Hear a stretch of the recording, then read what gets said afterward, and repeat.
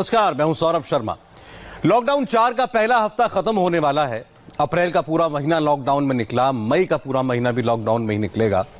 आप सोच रहे होंगे करीब 60 दिन लॉकडाउन में रहने के बाद भी फायदा क्या हुआ। मरीज तो 1.25 लाख हो गए। देश का सबसे अमीर माना जाने वाला शहर मुंबई डरा हुआ है। देश की राजधानी दिल्ली में कोरोना लगातार बढ़ रहा है। अहमदाबाद में हालात संभल नहीं रहे। आगे की तस्वीर भी धुंधली लगती है, आंकड़े भी डराते हैं। सच में संभल कर रहने की जरूरत है। लेकिन आज हम उन आंकड़ों की बात करते हैं जो तसल्ली देते हैं, जिन्हें सुनकर लगेगा कि हमारा देश अमेरिका के रास्ते पर नहीं जा रहा है। मुंबई की तस्वीर न्यूयॉर्क जैसी नहीं होगी। और ये आंकड़े भी हवाई नहीं है। पूरी रिसर्च और डेटा को खंगालने के बाद हमने पता करने की कोशिश की कि कल क्या होगा, फ्यूचर प्लान क्या है। देर शाम डिफेंस मिनिस्टर के घर से होम मिनिस्टर निकले। Finance minister, external affairs minister, railway minister और सिविल एविएशन मिनिस्टर्स के बीच 2 घंटे से लंबी मीटिंग चली। मोदी के मंत्रियों में क्या बात हुई, आगे का क्या प्लान बना। How was the meeting, sir? Very good, excellent. So what was being discussed? Excellent, everything was being discussed.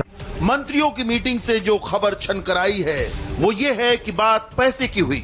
प्रधानमंत्री ने जो 20 लाख करोड़ दिए हैं उसका फायदा ग्राउंड तक पहुंचाने पर डिस्कशन हुआ।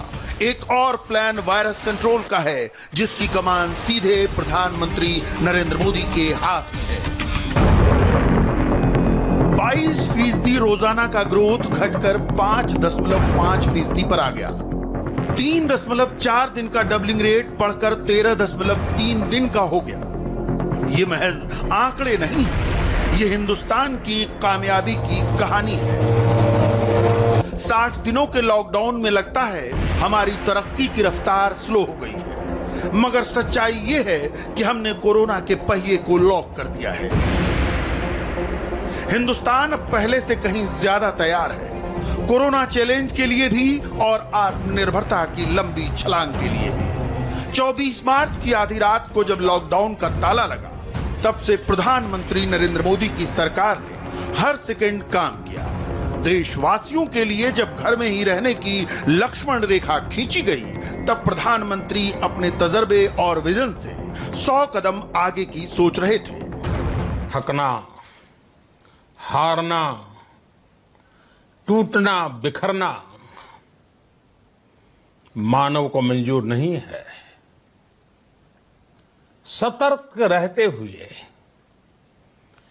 ऐसी जंग के सभी नियमों का पालन करते हुए अब हमें बचना भी है और आगे बढ़ना भी है। आज जब दुनिया संकट में है, तब हमें अपना संकल्प और मजबूत करना होगा। हमारा संकल्प इस संकट से भी विराट होगा। मोदी सरकार की तैयारियों के 2 पार्ट हैं। पहला पैंडेमिक यानी कोरोना कंट्रोल और दूसरा आपदा को अवसर में बदलते हुए स्वास्थ्य सेवाओं का बुनियादी ढांचा सुधार। कोरोना कंट्रोल की पूरी कहानी नंबर और ग्राफिक्स के साथ हम आगे बताएंगे, मगर पहले ये देख लीजिए कि 2 महीने पहले के मुकाबले आज हम कहां खड़े हैं। प्रधानमंत्री की आगे की तैयारी कैसी है, फ्यूचर के लिए हिंदुस्तान कितना रेडी है। दूसरे शब्दों में कहें तो लड़ाई लंबी है, मगर हमने कितनी ताकत संजोई है। 60 दिन पहले भारत के पास कोरोना डेडिकेटेड हॉस्पिटल 0 था। आज हमारे पास 1093 डेडिकेटेड हॉस्पिटल हैं। इन डेडिकेटेड हॉस्पिटल्स में 1,85,306 बेड तैयार हैं। सपोर्टिव केयर के लिए 2,402 डेडिकेटेड हेल्थ सेंटर रेडी हैं। वहां ऑक्सीजन की सुविधा के साथ 1,38,452 बेड तैयार हैं। इस तरह कोरोना पेशेंट्स के लिए हमारे पास 3,24,000 बेड रेडी हैं। इसके अतिरिक्त 60 दिनों में ही हमने 6.5 लाख प्राइमरी केयर बेड्स को तैयार कर लिया है। कोरोना कुल मिलाकर 150 से 175 दिन पुराना वायरस है। इसके साथ हिंदुस्तान का तजर्बा केवल 100 दिनों का है। लेकिन मोदी सरकार ने इसे फेस करने के लिए देश को बिल्कुल तैयार कर दिया है। फरवरी में भारत के पास सिर्फ एक टेस्टिंग लैब था। 8 से 10 हफ्तों में हमने 522 टेस्टिंग लैब तैयार कर लिए। हमारी टेस्टिंग कैपेसिटी बढ़कर 1 लाख से ज्यादा टेस्ट प्रतिदिन तक पहुंच गई। अब तक हमने 23 लाख टेस्ट कर लिए। इतनी बड़ी आपदा भारत के लिए एक संकेत लेकर आई है, एक संदेश लेकर आई है, एक अवसर लेकर आई है। मैं एक उदाहरण के साथ अपनी बात बताने का प्रयास करता हूं।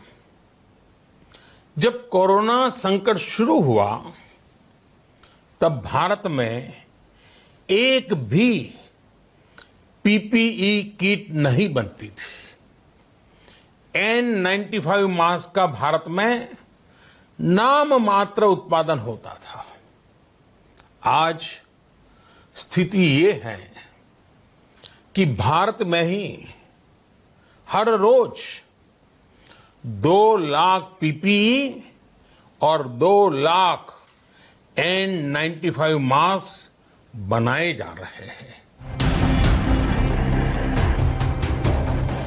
कोरोना का इलाज करने वाले डॉक्टर्स के लिए जरूरी पीपीई किट ऐसी चीज है जिस पर हिंदुस्तान में पहले कभी बहुत ध्यान नहीं दिया गया। कोरोना आने के बाद हमने इस पर सोचना शुरू किया। मुश्किल घड़ी आई तो चीन से इंपोर्ट का ऑर्डर भी देना पड़ा, लेकिन 2 महीने में ही मोदी सरकार ने पीपीई किट बनाने में भारत को आत्मनिर्भर बना दिया। 109 देसी मैन्युफैक्चरिंग यूनिट्स में पीपीई किट बन रहे हैं। इनकी कैपेसिटी रोजाना 3 लाख पीपीई किट की है। राज्यों को अब तक 30 लाख पीपीई किट दिए गए हैं। हिंदुस्तान अब न सिर्फ इसमें आत्मनिर्भर है बल्कि दूसरे देशों की मदद करने के लिए भी तैयार हो रहा है। मास्क, खासतौर पर N95 मास्क का किस्सा भी पीपीई किट जैसा ही है। जब भी इसकी जरूरत होती थी हम चीन से इंपोर्ट कर लेते थे, मगर अब हम N95 मास्क भी बना रहे हैं। मोदी सरकार ने अब तक 43 लाख N95 मास्क राज्यों को दिए हैं। वेंटिलेटर अब देश में ही बन रहे हैं। ये सस्ते भी हैं और इस्तेमाल में आसान भी। देश में ऑक्सीजन का उत्पादन भी ज्यादा होने लगा है। ऑक्सीजन को अस्पतालों तक पहुंचाने का इंतजाम व्यवस्थित हो गया है। कोरोना वायरस पहले नहीं था, इसलिए कोई गाइडलाइंस नहीं थी। जैसे जैसे जरूरत पड़ी हम बहुत तेजी से आगे बढ़े। पिछले 60 दिनों में और क्या क्या तैयार हो गया वो भी देखिए। Treatment guidelines, surveillance guidelines, testing guidelines, patient care guidelines और नर्सिंग केयर गाइडलाइंस। ये सारा काम तेजी से हो रहा है, सबके साथ मिलजुल कर हो रहा है। प्रधानमंत्री की कई व्यस्तताएं होती हैं, defence, external affairs, public affairs, politics. उनको एक साथ कई मोर्चों पर लड़ना है, लेकिन कोरोना प्रधानमंत्री की प्रायोरिटी में टॉप पर है।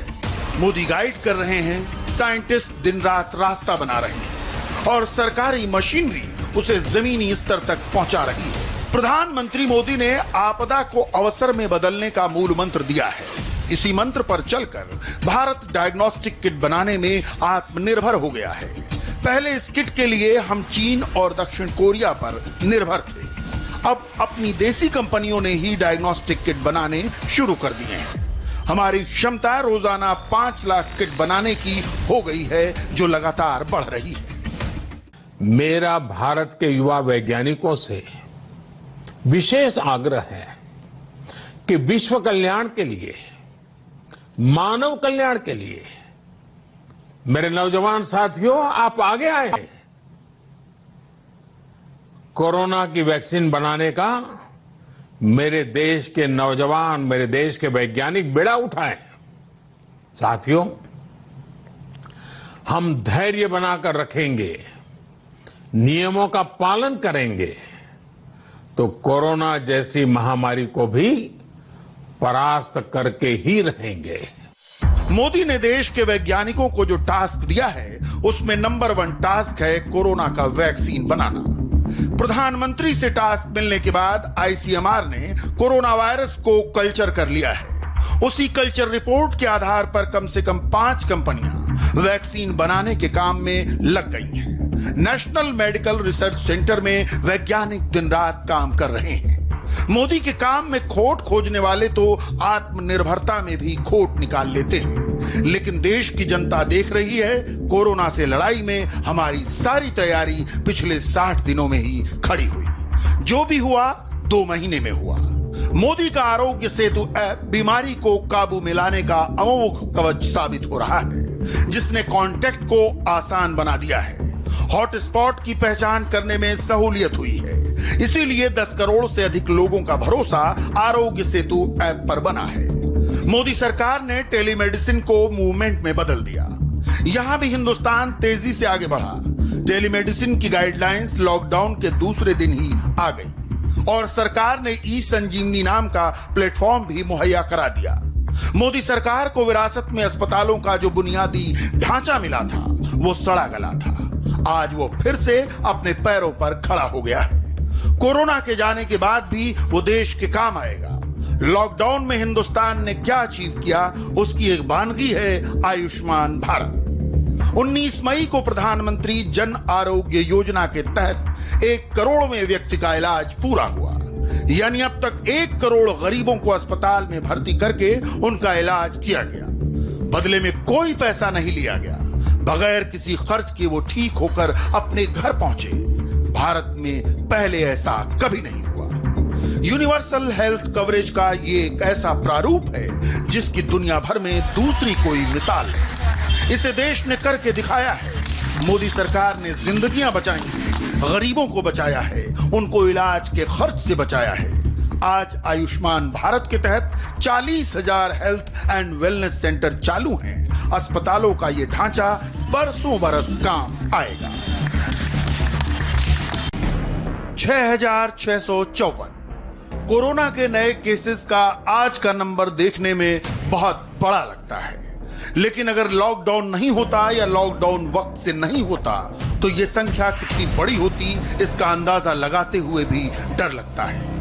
कोरोना पेशेंट्स का जो डेटा पब्लिक डोमेन में अवेलेबल है उसके आधार पर 2 consulting groups, 2 independent medical experts और इंडियन स्टैटिस्टिकल इंस्टीट्यूट ने अपने अपने मॉडल बनाए हैं। इन 5 मॉडल्स के मुताबिक लॉकडाउन करके प्रधानमंत्री ने 15 लाख से 70 लाख तक लोगों को अब तक कोरोना पेशेंट होने से बचाया और 37,000 से लेकर 2,10,000 तक भारतीयों की जान बचाई है।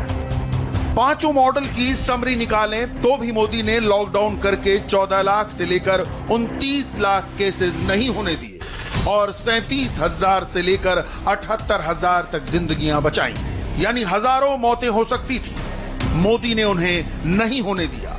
लाखों लोग बीमार पड़ सकते थे, प्रधानमंत्री ने उनको बचा लिया। आज अगर कोरोना के 20 लाख केसेस होते तो वे दूसरों को भी इन्फेक्ट कर रहे होते। मोदी ने वायरस के बढ़ते कदम को रोक दिया। बीमारी जहां जहां पहुंची वहीं वहीं उसको रोका गया। वायरस के लिए डिस्टेंस क्रिएट किया गया। वायरस एक से दूसरे को लगता है। लॉकडाउन और सोशल डिस्टेंसिंग ने इसमें मुश्किल पैदा कर दी। आज कोरोना के 80% एक्टिव केसेस सिर्फ 5 प्रदेशों तक सीमित हैं। 90% केसेस सिर्फ 10 प्रदेशों में हैं। 60% कोरोना केसेस सिर्फ 5 शहरों में हैं। 70% केसेस केवल 10 शहरों में हैं। कोरोना से होने वाली 80% मौत सिर्फ 5 राज्यों में हुई है। 95% मौत 10 राज्यों में हुई है। बाकी 20 राज्यों में सिर्फ 5% मौत हुई। कोरोना घिर गया है, उसका एरिया कंटेन कर लिया गया है। यह लॉकडाउन के एक्शन का नतीजा है। कुल मिलाकर कहें तो डेटा और एक्सपर्ट दोनों सहमत हैं कि मोदी ने जो किया एकदम सही किया, वक्त पर किया, जिसका रिजल्ट राइट ट्रैक पर है। लॉकडाउन का फैसला लगभग हर देश ने किया, लेकिन बहुतों ने देर से किया। प्रधानमंत्री नरेंद्र मोदी ने हालात खराब होने से पहले ही फैसला कर लिया। यह फैसला टाइमली था, प्रोएक्टिव था, प्रीएम्प्टिव था, जिसे पूरे देश ने निभाया। इसीलिए भारत का लॉकडाउन पूरी दुनिया के लिए मिसाल बन गया है।